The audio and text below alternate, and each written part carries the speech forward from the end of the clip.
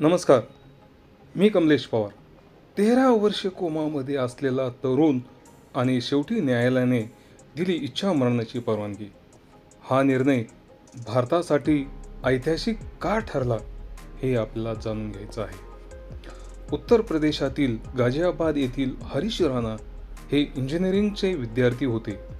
2013 मध्ये एका भीषण अपघातात ते 4थ्या मजल्यावरून पडले आणि गंभीर मेंदू दुखापत झाली.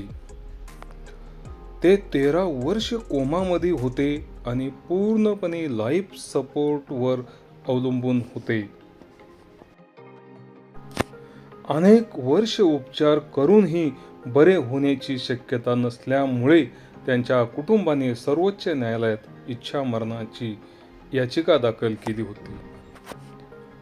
शेवटी सुप्रीम कोर्टाने पॅसिव्ह युथॅनेसिया म्हणजेच लाईफ सपोर्ट काढण्याची परवानगी दिली.